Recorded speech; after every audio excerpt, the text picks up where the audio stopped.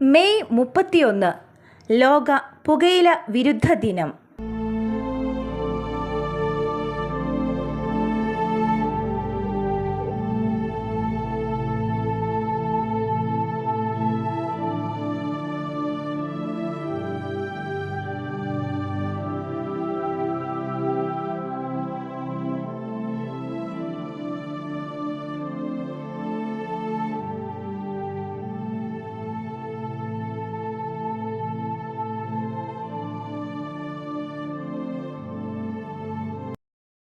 ബഹുമാന്യ സദസ്സിന് വന്ദനം. എരിയുന്നുണ്ട് ചുണ്ടിനും ജീവിതത്തിനുമിടയിൽ ഒരു കനൽ, ഉടലെരിച്ച് ചിതയിലേക്ക് എടുക്കുവാൻ.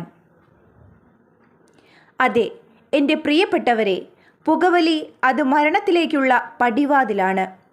മെയ് 31 മറ്റൊരു പുകയില വിരുദ്ധ ദിനം കൂടി കടന്നു വരുമ്പോൾ പുകയുന്ന ജീവിതങ്ങൾ എന്ന വിഷയത്തെപ്പറ്റി സംസാരിക്കുവാൻ ഞാൻ ആഗ്രഹിക്കുന്നു.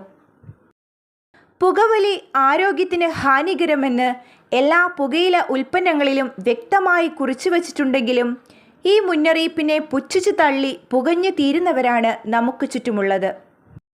പുകയിലയിൽ അടങ്ങിയിരിക്കുന്ന നിക്കോട്ടിൻ എന്ന വിഷവസ്തു തലച്ചോറിൽ കൂടുതൽ അളവിൽ ഡോപ്പമിൻ ഉണ്ടാക്കുന്നു.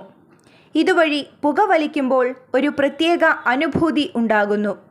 അതുവഴി സുഖകരമായ ഒരു അവസ്ഥയിലേക്ക് വഴുതി പോവുകയും ചെയ്യുന്നു. ഒരു നിശ്ചിത സമയം കഴിയുമ്പോൾ ഡോപ്പമിൻ കുറയുന്നു. അതുകൊണ്ട് തന്നെ വീണ്ടും വീണ്ടും പുകവലിക്കാൻ തോന്നിക്കൊണ്ടേയിരിക്കുന്നു. എന്നാൽ ഈ തോന്നലുണ്ടാക്കുന്ന ആരോഗ്യ പ്രശ്നങ്ങൾ ചെറുതൊന്നുമല്ല. വിശപ്പില്ലായ്മ, എല്ലുകൾക്ക് ബലക്ഷയം, വന്ധ്യത, ശ്വാസകോശ ക്യാൻസർ, തൊണ്ട, നാവ്, ആമാശയം, മൂത്രാശയം, ഗർഭാശയം തുടങ്ങിയ അവയവങ്ങളിലെ ക്യാൻസർ, ക്ഷയം, ന്യൂമോണിയ എന്നിവ ഉണ്ടാകാൻ നിക്കോട്ടിൻ കാരണമാകുന്നു.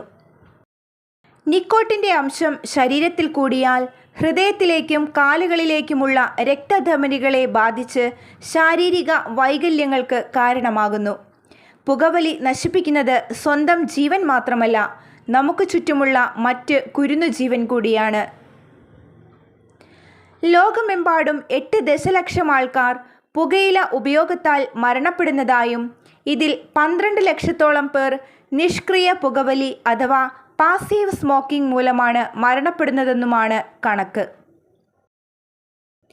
വലിക്കും തോറും നീളം കുറയുന്നത് സിഗരറ്റ് മാത്രമല്ല, നമ്മുടെ ആയുസ്സും കൂടിയാണെന്ന് ഓർക്കുക. എല്ലാ വർഷവും മെയ് 31 ലോകാരോഗ്യ സംഘടന ലോക പുകയില വിരുദ്ധ ദിനമായി ആചരിക്കുന്നു. പുകയില ഉപയോഗത്തിൻ്റെ അപകടങ്ങളെക്കുറിച്ചും അതെങ്ങനെ ആരോഗ്യത്തെ ദോഷകരമായി ബാധിക്കുമെന്നതിനെക്കുറിച്ചും ബോധവൽക്കരണം നടത്തുന്നതിനാണ് ഈ ദിനം ലക്ഷ്യമിടുന്നത്. 1987 മുതലാണ് ലോകാരോഗ്യ സംഘടനയിലെ അംഗരാജ്യങ്ങൾ ലോക പുകയില വിരുദ്ധ ദിനം ആചരിച്ചു തുടങ്ങിയത്. ആഗോളതലത്തിൽ പുകയിലയുണ്ടാക്കിയ പ്രതിസന്ധിയും പകർച്ചവ്യാധി മൂലമുണ്ടാകുന്ന രോഗങ്ങളും പരിഗണിച്ചായിരുന്നു ഈ നീക്കം. തുടക്കത്തിൽ ഏപ്രിൽ 7 ലോക പുകവലി വിരുദ്ധ ദിനം. പിന്നീട് 1988 ഈ ദിനാചരണം മെയ് 31 ആക്കി മാറ്റി. മുതിർന്നവരിൽ പരോക്ഷമായ പുകവലി ഹൃദയ ശ്വാസകോശ സംബന്ധ ഗുരുതര രോഗങ്ങൾക്ക് കാരണമാകുന്നു. കുട്ടികളിൽ പെട്ടെന്നുള്ള മരണത്തിലേക്കും ഇത് വഴിതെളിക്കുന്നു. ഗർഭിണികളിൽ ഭാരം കുറഞ്ഞ കുഞ്ഞ് ജനിക്കാൻ ഇടയാക്കുന്നു. കുട്ടികൾക്ക് ആരോഗ്യ പ്രശ്നങ്ങളും ഇതുണ്ടാക്കുന്നു. 2ാം ഗ്ലോബൽ അഡൾട്ട് ടുബാക്കോ സർവേ പ്രകാരം കേരളത്തിലെ മൊത്തം പുകവലിയുടെ ഉപയോഗം 12.7%.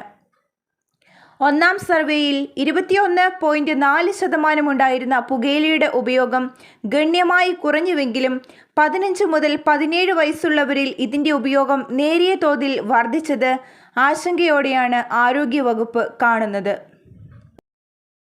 മാത്രവുമല്ല, പൊതുസ്ഥലങ്ങളിലും ഗാർഹികവുമായുള്ള പുകയിലയുടെ ഉപയോഗം 13.7% നിഷ്ക്രിയ പുകവലിക്ക് കാരണമാക്കുന്നുവെന്നത് പുകവലിക്കാത്തവരെയും ഇത് ആരോഗ്യപരമായി ബാധിക്കുന്നു എന്നതിൻ്റെ തെളിവാണ്. പുകവലി ശ്വാസകോശത്തിൻ്റെയും ശ്വസന വ്യവസ്ഥയുടെയും പ്രതിരോധശേഷി കുറയ്ക്കുന്ന ഒരു വിപത്താണ്. അതുകൊണ്ട് തന്നെ പുകവലിക്കുന്നവരിൽ കൊറോണ വൈറസ് വളരെ പെട്ടെന്ന് പിടിപെടാനും സാധ്യതയുണ്ട്. പുകവലി ഉപേക്ഷിക്കുന്നത് അത്ര എളുപ്പമല്ല. പക്ഷേ അത്തരമൊരു തീരുമാനമെടുക്കാൻ ഈ ദിനം എന്തുകൊണ്ടും മികച്ചതാണ്. സിഗരറ്റിനെ ഒഴിവാക്കുന്നതിൽ മാത്രം ഒതുങ്ങുന്നതല്ല പുകവലി ഉപേക്ഷിക്കുകയെന്ന പ്രക്രിയ. നിങ്ങൾ മാനസികമായി നേരിടേണ്ടി വരുന്ന വെല്ലുവിളികളെയും അതിജീവിക്കണം. സംസ്ഥാന ആരോഗ്യ വകുപ്പിന് കീഴിലുള്ള ദിശയുടെ ടോൾ ഫ്രീ നമ്പറുകളായ 1056, 104 എന്നിവ പുകവലി നിർത്തുന്നവർക്കുള്ള ക്വിറ്റ് ലൈനായി കൂടി പ്രവർത്തിക്കുന്നു. പുകയില ഉപയോഗം നിർത്തുവാൻ ആഗ്രഹിക്കുന്ന എല്ലാവർക്കും ഈ നമ്പറുകളിൽ വിളിച്ച് ഡോക്ടർമാർ, സൈക്കോളജിസ്റ്റ്, സൈക്യാട്രിസ്റ്റ് എന്നിവരുടെ സേവനം ലഭ്യമാക്കാം. നന്ദി.